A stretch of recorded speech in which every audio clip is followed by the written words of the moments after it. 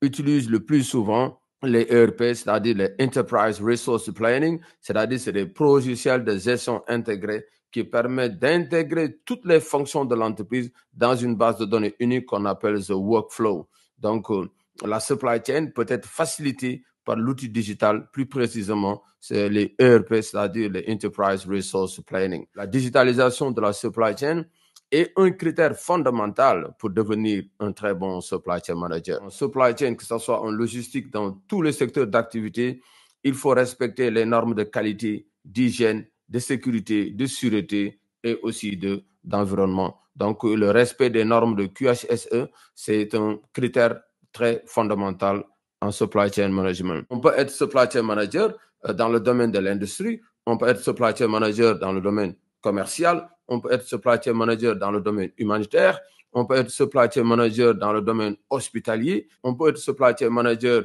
dans le domaine de l'administration publique. Donc, vous voyez, c'est une compétence qui peut intégrer toutes les fonctions managériales au niveau des organisations. Au niveau du salaire, vous voyez que les supply chain managers dans les organisations, ils ont un salaire qui est très, très élevé. Et ça s'explique. C'est parce qu'ils ont des tâches énormes. Parce que si le logisticien est au niveau des tâches opérationnelles, le supply chain manager est au niveau des tâches stratégiques. Donc, c'est lui qui doit mettre en place une stratégie, c'est lui qui doit mettre en place un système de résilience, n'est-ce pas? Pourquoi? Pour satisfaire le client d'une manière optimale. On avait constaté que la fonction achat a un impact de 86% sur le chiffre d'affaires.